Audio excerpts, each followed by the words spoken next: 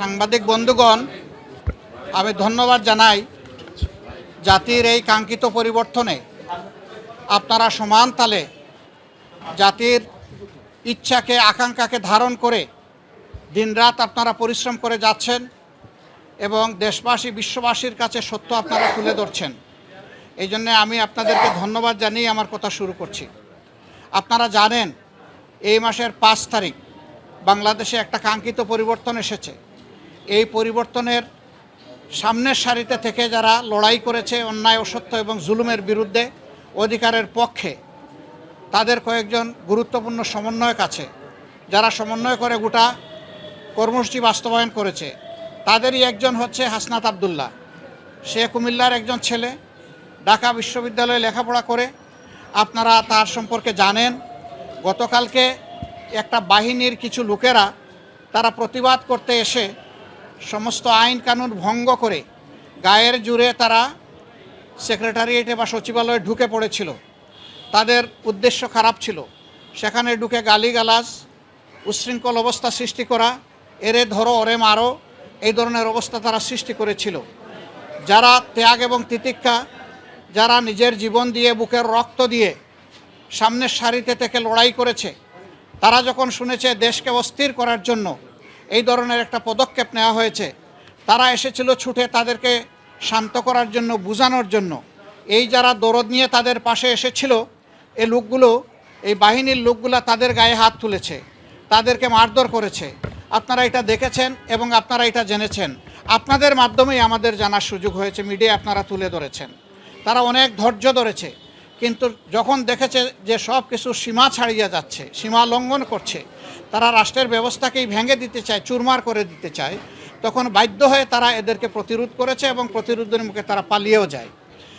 ওই সময়টাই তারা হাসনাত আবদুল্লাহ সহ আরও অনেকের উপরে হামলা করে। এখানে চিকিৎসাধীন কমপক্ষে 3 জন আছেন যারা গুরুতর আহত হয়েছেন। আমরা দেখতে এসেছিলাম। 2 জনকে অস্ত্রোপচারের জন্য ওটিতে নেওয়া হবে, এই জন্যে ডিস্টার্ব হবে জেনে আমরা ওইদিকে যাইনি। আমরা শুধু হাসনাত আবদুল্লাহকেই দেখে এসেছি। আলহামদুলিল্লাহ, যতটুকু দেখেছি সে আশঙ্কামুক্ত। বাকিটা আল্লাহ ভালো জানেন। আমরা দোয়া করি আল্লাহ যেন তাকে সুস্থতার পূর্ণ নিয়ামত দান করেন।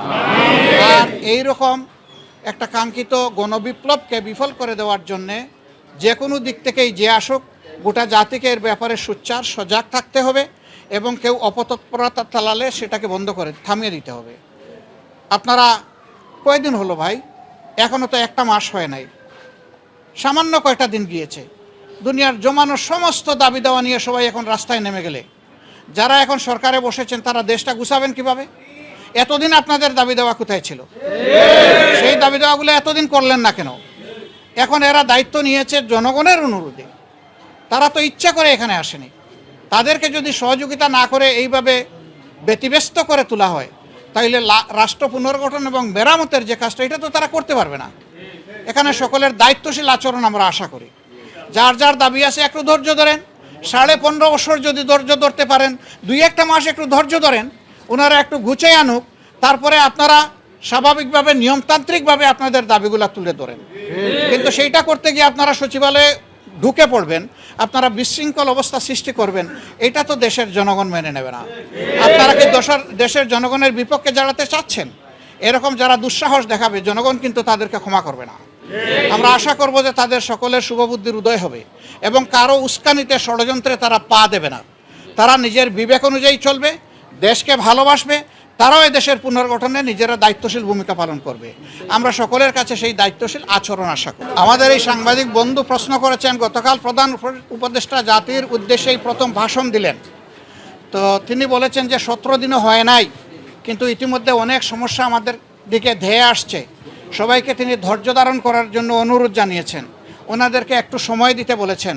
সামগ্রিক ভাষণকে আমরা কোন দৃষ্টিতে দেখছি? আমরা মনে করি একটা দায়িত্বশীল ভাষণ উনি দিয়েছেন। এই সময় এটাই দরকার ছিল। জাতিকে সামনের দিকে আশা জাগা নিয়ে কথা জাতির শোনা প্রয়োজন ছিল। তার বক্তব্যে তার প্রতিধ্বনি হয়েছে বলে আমরা মনে করি। তবে এটা ঠিক যে এই প্রতিধ্বনির মধ্যে আমার আকাঙ্ক্ষা পূরণ না হতে পারে, আরেকজনের আকাঙ্ক্ষা পূরণ না হতে পারে। দেখতে হবে সামগ্রিকভাবে সারা দেশবাসীর আকাঙ্ক্ষার প্রতিফলন হয়েছে কিনা। আমরা মনে করি হয়েছে। এবং আমরা মনে করি তারা এখনও রাইট ডিরেকশনে আছেন। তাদেরকে সেভাবেই এগিয়ে গেলে আল্লাহ সাহায্য করবেন, দেশের জনগণও সাহায্য করবে ইনশাআল্লাহ। আমরা জামাতে এদেশের সচেতন জনগণ হিসাবে আসবো এবং ছাত্রদেরকে বাদ দিয়েও আসবো না, আমরা তাদের সহযোদ্ধা হিসাবে আসবো। তবে আমরা দোয়া করি এইগুলার যেন প্রয়োজন না হয়, সবার জন্য শুভ বুদ্ধির উদয় হয়।